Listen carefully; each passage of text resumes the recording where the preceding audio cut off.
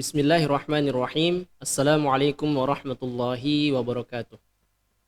Alhamdulillahi rabbil alamin. Assalatu wassalamu ala asrafil anbiya'i wal mursalin Sayyidina Muhammadin wa ala alihi wa sahbihi ajma'in, amma ba'd. Alhamdulillah, pemirsa sekalian yang insyaallah dirahmati oleh Allah Subhanahu wa taala, kembali lagi dalam program acara Ramadan Barakah, khususnya dalam segmen Tahsinul Quran, yang alhamdulillah kita sudah membahas beberapa hukum bacaan yang berkaitan dengan tanda nun mati atau tanwin bertemu dengan huruf-huruf yang ada dalam Al-Quran.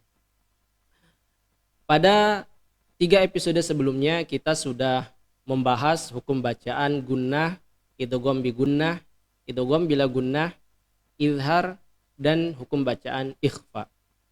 Insyaallah pada kesempatan yang berbahagia ini kita kembali akan melanjutkan pembahasan kita, yakni berkaitan dengan hukum bacaan iqlab dan izhar wajib. Yang pertama, hukum bacaan iqlab. Apa itu hukum bacaan iqlab?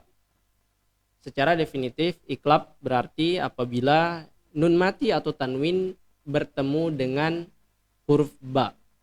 Jadi huruf iqlab itu hanya satu. Ya, jadi sangat mudah diidentifikasi apabila pemirsa sekalian membuka mushafnya dan menemukan ada tanda baca nun mati atau tanwin bertemu dengan huruf ba, maka itu adalah hukum bacaan iqlab. Kita bisa menemukan contoh-contoh hukum bacaan iqlab dalam Al-Quran, khususnya di juz yang ke-30.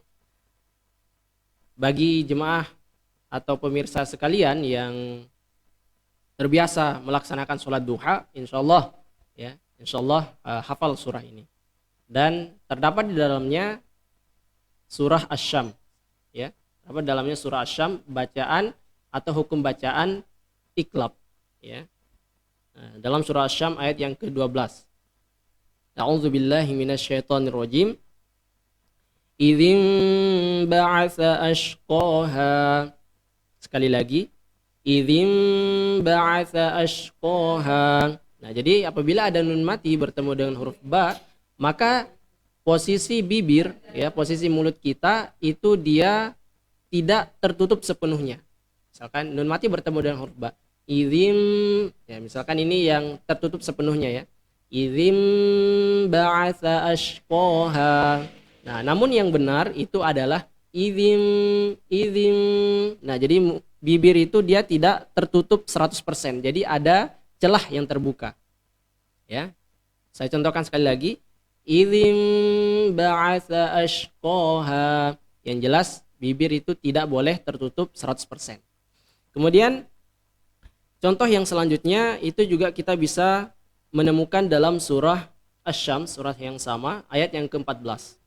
Ayat ke-14, A'udzubillahi minasyaitonirrajim.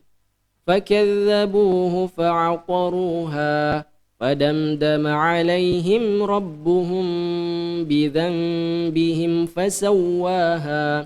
Ya, jadi Rabbuhum bidzanbihim fasawwaha. Nah, jadi di sini ada dua hukum bacaan iqlab yang berkelanjutan.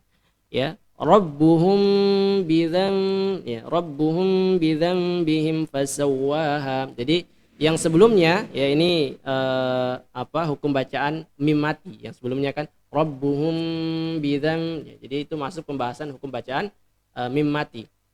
Ya. Nah, dilanjutkan lagi dengan hukum bacaan iqlab, ya, nun mati. Ya. Kalau tadi mim mati itu insyaallah kita akan bahas di pertemuan selanjutnya. Ini namanya hukum bacaan apa? Ya, mim mati bertemu dengan huruf ba itu hukum bacaannya apa? Tapi pada episode kali ini kita membahas terkait dengan hukum bacaan nun mati, ya, hukum bacaan iqlab. Ya, Rabbuhum bidzanbihim, ya, nun mati bertemu dengan huruf ba. Jadi posisi bibir itu tidak tertutup 100%.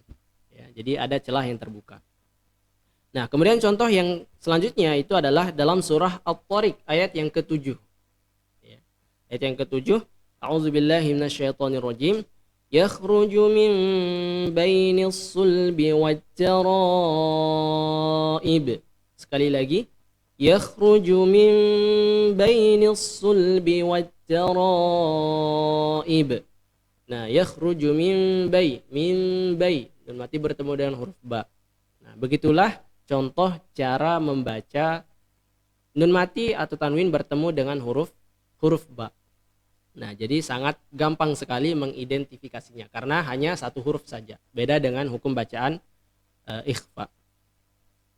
Nah, kemudian hukum bacaan yang selanjutnya itu adalah hukum bacaan izhar wajib.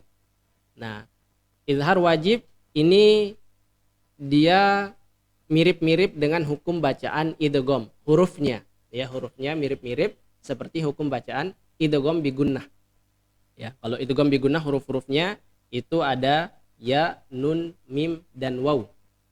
Nah, sementara di izhar wajib ya, kalau idgham bi gunnah itu dia ketika kita membacanya maka tentu harus dibaca dengung.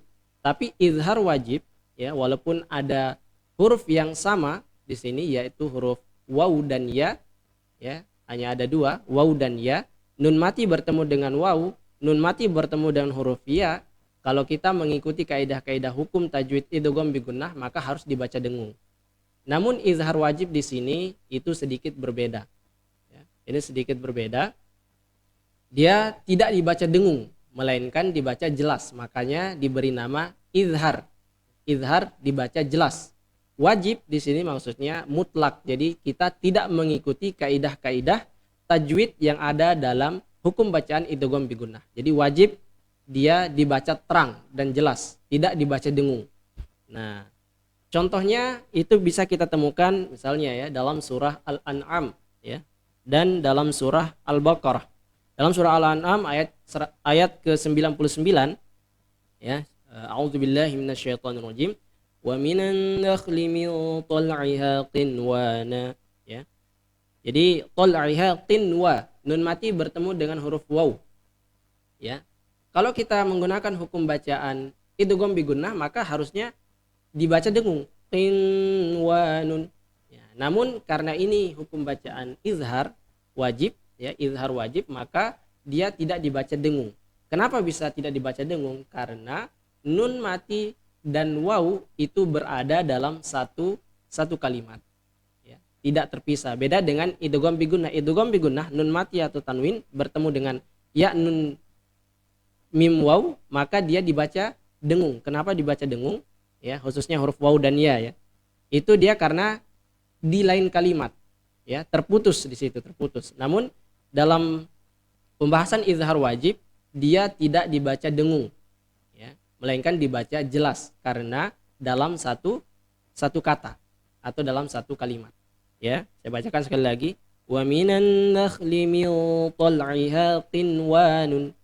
Qinwanun ya, bukan dibaca qinwanun, atau kalau idgham bi gunnah kan qiwanun, jadi masuk ke huruf waw. Nah, kemudian contoh yang selanjutnya dalam surah Al-Baqarah ayat 86. A'udzubillahi minasyaitonirrajim. Ulaika alladzina ishtarawud dhalalat ulaika alladzina ishtarawul hayatad dunya bil akhirah.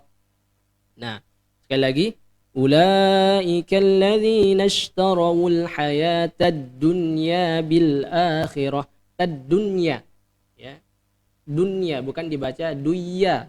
Kalau menggunakan hukum bacaan idgham bi gunnah maka harusnya duya. Tapi karena ini hukum bacaan izhar wajib maka dia dibaca dunya ya, dunya. Kenapa? Karena berada dalam satu kalimat. Nah, itulah yang membedakan hukum bacaan izhar wajib dan juga idgham bi gunnah. Nah, jadi ada banyak sekali sebenarnya ketika kita mencari hukum-hukum bacaan yang ada dalam Al-Quran, itu sangat banyak sekali varian-variannya. Ada yang bacaannya itu di luar dari kebiasaan bacaan-bacaan pada umumnya, atau biasa kita sebut dengan gharib ya, pembahasan gharib ya. Insyaallah kalau kita memiliki umur yang panjang kita akan bahas di lain kesempatan. Itulah yang bisa saya berikan pada kesempatan kali ini. Mudah-mudahan ada manfaatnya dan semoga bisa kita implementasikan dalam bacaan-bacaan kita setiap harinya. Sekian, assalamualaikum warahmatullahi wabarakatuh.